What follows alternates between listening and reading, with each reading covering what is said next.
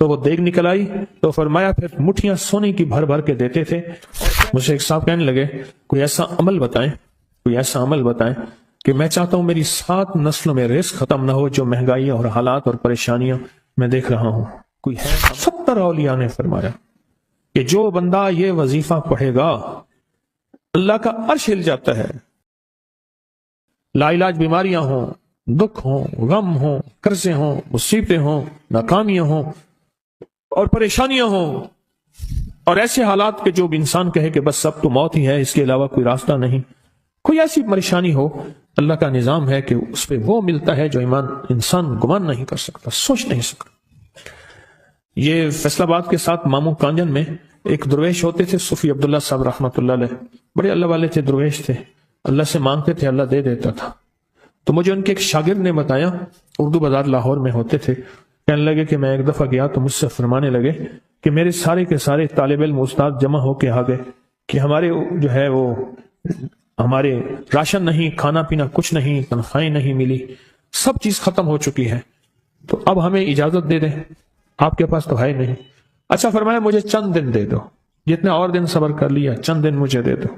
تو فرمایا پھر بیٹھ گئے مصلی اور جو سورۃ فاتحہ پڑھی نا جب آتے تھے نا، ایاک نعبد و ایاک نستعین، اس کو جو وجدانی کیفیت کے ساتھ دل کی گہرائیوں اندر کے درد کے ساتھ پکارتے تھے، اتنا درد، اتنا غم، اتنا درد، اتنا غم جو پکارتے تھے کہ ایسے محسوس ہوتا تھا کہ زمین ساری کی ساری ہل رہی اور ہر طرف ایک نظام چل رہا ہے.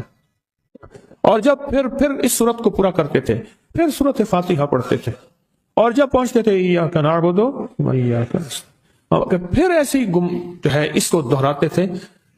پر بات یہ ہے وہ دعا پڑھتے نہیں تھے، مانگتے تھے. ایک ہے دعاؤں کا پڑھنا، ایک ہے دعاؤں کا مانگنا. وہ دعا پڑھتے نہیں تھے، مانگتے تھے. اور اللہ مانگنے والے کو دیتا بھی ہے، اللہ مانگنے والے کو عطا بھی کرتا ہے، اور اللہ کی رحمت مانگنے والے کے ساتھ سدا رہتی ہے، ہمیشہ رہتی. وہ دعا پڑھتے نہیں تھے، مانگتے تھے. بس کہا کہ ایسے مانگے، ایسا مانگا کہ اللہ پاک کو ترس آیا. چند ہی دنوں میں فرمایا اللہ نے دکھایا کہ یہ دیگ ہے سونے کی بھری ہوئی ہے، اور میں نے آپ کے حوالے کر دی.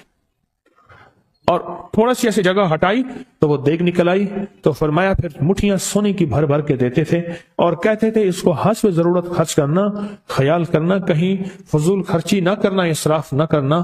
اللہ کے خزانے ہیں اور برکت والے ہیں، کہ اللہ ناراض ہو کے چھین نہ لے، کہ اللہ ناراض ہو کے چھین نہ لے. مجھے ایک صاحب کہنے لگے کوئی ایسا عمل بتائیں کہ میں چاہتا ہوں میری 7 نسلوں میں رزق ختم نہ ہو جو مہنگائی اور حالات اور پریشانیاں میں دیکھ رہا ہوں. کوئی ہے عمل؟ میں کہا بالکل ہے. میں نے کہا روزانہ 40 منٹ بیٹھ، 40 منٹ صبح دوپہر شام، جو تیری تنہائی کا وقت ہو، کہ یا اللہ دنیا میں ایسی جگہ کوئی کہیں ہوتی، اکیلے بیٹھے رہتے یاد تیری دل نشی ہوتی، اکیلے بیٹھے رہتے یاد تیری دل نشی ہوتی. 40 منٹ کوئی ایسا بیٹھ 40 منٹ اس انداز سے مصلی پہ، کہیں بستر میں، کہیں ایسی جگہ جہاں سوئے نہیں، اور بس صرف ایک بار سورۃ فاتحہ پڑھ، اور اس کے بعد ایاک نعبد و ایاک نستعین کو دوہرا. جاگ رہے ہیں، دیکھتے رہیں، مجھے دیکھتے رہیں، میں آپ کو دیکھتا رہوں. آپ اللہ کے اور اس کے حبیب کے مہمان ہیں، آپ کو دیکھنا بھی ثواب ہے، آپ کو دیکھنا بھی ثواب ہے. تو میں نے اس سے عرض کیا کہ بس اس کو وجدان سے پڑھا، ایسے پڑھ کے رونگٹے کھڑے ہو جائیں، آنسو بہنے لگ جائیں، دل کے اندر کا درد اور دل کا اندر کا غم اور اللہ کے سامنے حاضری، استحضار، اور یہ کیفیتیں تیری ہوں کہ بس اس کے علاوہ کوئی مجھے یاد نہ رہے. اس درد سے پڑھا 40 منٹ. 40 کی عدد کے ساتھ کائنات کے رازوں کا بڑا تعلق ہے. 40 کا جو عدد ہوتا ہے، بس 40 کی عدد کے ساتھ پڑھ، اور بہت توجہ سے پڑھ، اور بہت دھیان سے پڑھ، بہت توجہ سے روز پڑھ. مجھ سے کہنے لگا کتنے دن پڑھوں؟ تو میں نے اس سے کہا مجھ سے یہ دن نہ پوچھ، تیرا دل خود بولے گا. پھر فیصلے ہو گئے ہیں، بس ختم، دل خود بولے گا. یہ بتائیں کہ پیٹ بھرتے ہوئے کوئی گھنٹی بجتی ہے، یہ دل خود بولتا ہے کہ پیٹ بھر گیا. پیاس میں بھی کوئی کہتا تو نہیں ہے کہ آپ کی پیاس بجھ گئی ہے، وہ دل خود بولتا ہے کہ بس اب پانی کی ضرورت نہیں ہے۔ نیند سے دل بھر جائے تو بس دل بولے بس اب سو لیا، اب اٹھیں۔ اسی طرح دل خود بولے، دل خود بولے، کیا بولے؟ دل خود بولے، اور دل اندر بولے، دل اندر بولے کہ اللہ پاک جل شانہ نے نسلوں کے لیے رزق کی عزت، دولت، برکت کے فیصلے کر دی، بس دل بولے۔ کتنے جگ کر؟ اب یہ تیری اپنے مانگنے میں ہے، اب یہ تیری اپنے مانگنے میں ہے۔ مانگنے میں کمی ہے تو دل نہیں بولے گا، اگر مانگے گا تو پتہ نہیں دنوں میں یا ہفتوں میں، جتنے میں دنوں میں فیصلہ ہو جائے گا، فیصلہ ہو جائے گا۔ اور میں نے اس سے کہا کہ یہ میرے پردادا کے پردادا کا عمل ہے، ان کا یہ عمل ہے، میرے پردادا کے پردادا کا عمل، جو ہماری خاندانی یادداشتوں میں یہ لکھا ہوا ہے، لکھا ہوا ہے۔ اور فرمایا اگر یہ کوئی بندہ کر لے، اللہ نسلوں کا رزق اللہ سے منوا لے۔ اور میں نے اس سے کہا خیال کرنا، رزق کے روحانی ساتھ منوانا، رزق کے روحانی ساتھ منوانا، رزق کے روحانی ساتھ منوانا، ورنہ دولت، مال، چیزیں مل جائے گی جس کے بارے میں کہا جاتا ہے کہ بعض بندے ایسے ہوتے ہیں اللہ پاک ان سے لقمے نہیں چھینتا، سجدے چھین لیتا ہے۔ اللہ ان سے لقمے نہیں چھینتا، کیوں؟ رزق جسمانی دوسرے لفظوں میں مل رہا ہے، اور رزق روحانی اللہ چھین لیتا ہے۔ یہ جو آج آپ بیٹھے ہیں تسبیح خانے میں اور میں بیٹھا ہوں، یہ ہم روحانی دسترخوان پہ بیٹھے ہیں، یہ بہت بڑا دسترخوان لگا ہوا ہے، یہ دسترخوان ہے۔ سنا ہے در یار پہ بڑی دھوم ہے، سنا ہے در یار پہ بڑی دھوم ہے، وہاں عاشقوں کا ہجوم ہے۔ یہ روحانی دسترخوان ہے، میں بھی خود محتاج ہوں، یہ روحانی دسترخوان ہے۔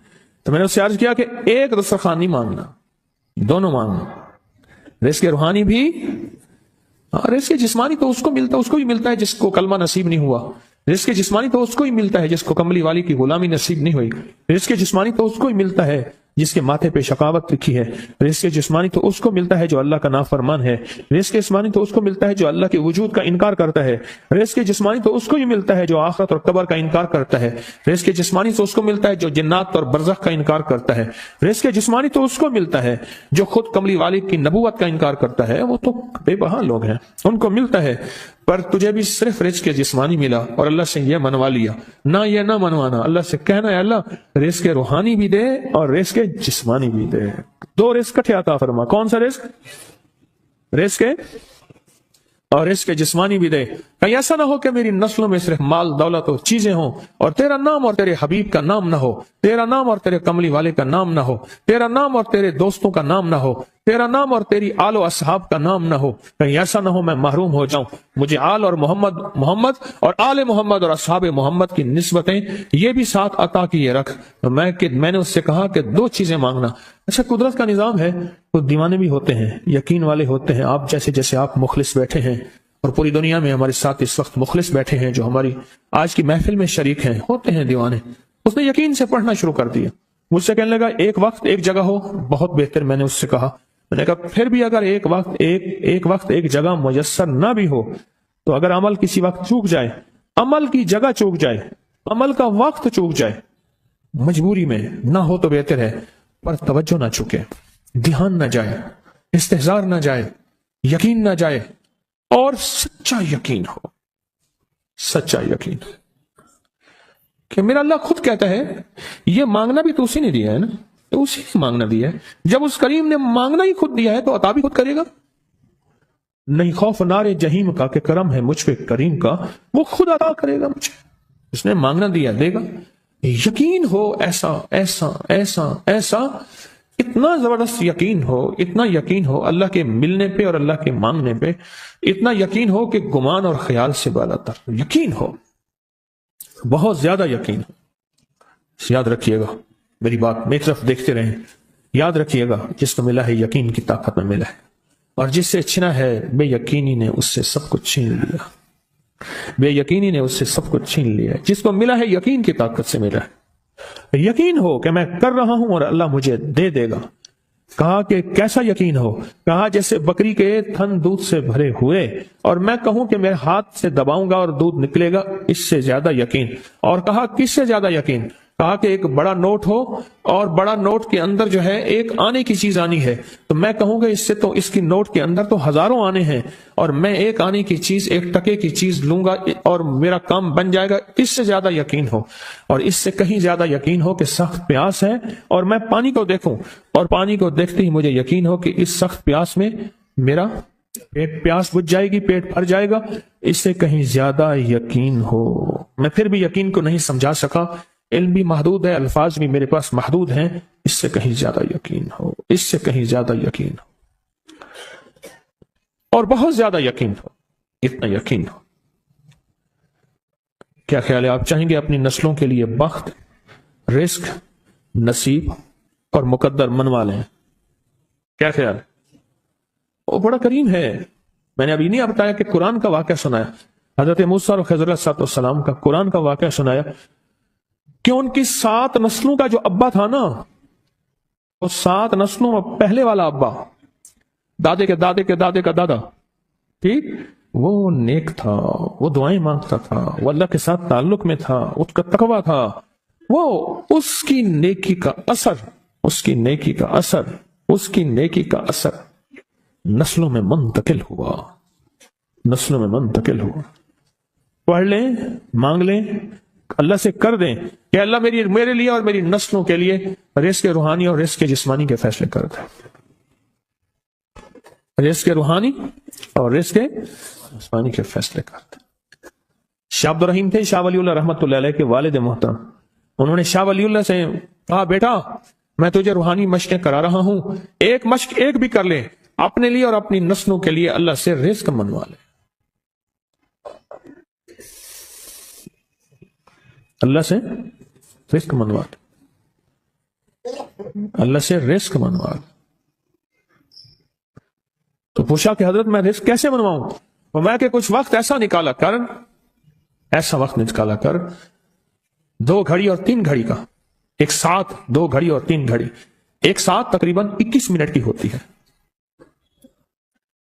تقریباً 21 منٹ کی، 2 ساتیں مل جائیں تو 40 منٹ بنتے ہیں، تو ایک ساتھ 2 ساتھ 3 ساتھ کی گھڑی میں کہ بیٹھ کے نا سورت فاتحہ اور اس میں ایاک نعبد و ایاک نستعین کا تکرار اور استحضار کیا کر، اور ایسا کیا کر تیری آنسوں بہیں، تیرا دل روئے، تیری آنکھیں روئیں، تیرے رونگٹے کھڑے ہوں اور رواں رواں، اور اس کے اندر سے تیرا پل پل، تیرا من، تیرا جذبہ، تیری سوچیں بولیں، کیا بولے؟ ایاک نعبد و ایاک نستعین۔ تو ایک میلہ تھا اللہ کے نیک بندوں کا، تو اس میں 70 اولیاء جمع ہوئے، 70 اولیاء جمع ہوئے۔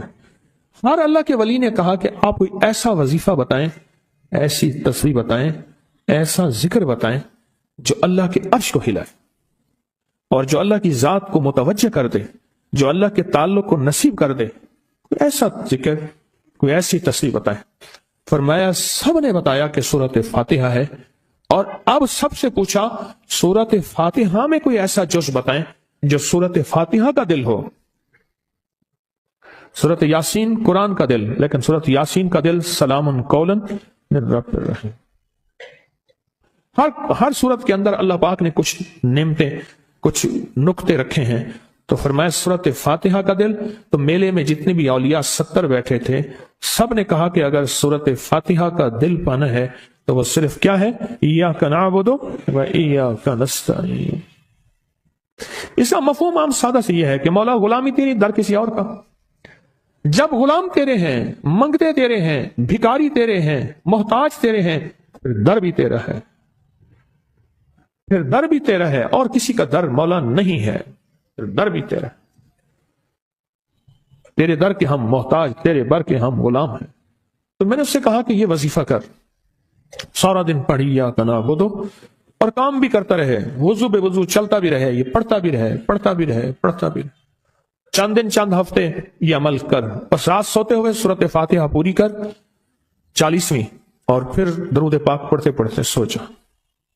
70 اولیاء نے فرمایا کہ جو بندہ یہ وظیفہ پڑھے گا اللہ کا عرش ہل جاتا ہے اور فرشتوں میں کوہرام مچ جاتا ہے اور فرشتوں میں اللہ کے بارگاہ میں فریادیں ہوتی ہیں کہ یا اللہ یہ بندہ ہے اور اس نے یہ عمل کیا ہے، یہ وظیفہ کیا ہے اور ابھی تک اس کی دعا قبول نہیں ہوئی، اس نے یہ مانگا ہے ابھی تک دعا قبول نہیں ہوئی، فرشتوں میں یہ کوہرام مچ جاتا ہے۔ ایک اللہ کے دوست تھے، سوتے سوتے ایک دم اٹھ بیٹھے، اٹھنے کے بعد وجدانی کیفیت کے ساتھ جو ہے یہ وظیفہ پڑھنے لگے۔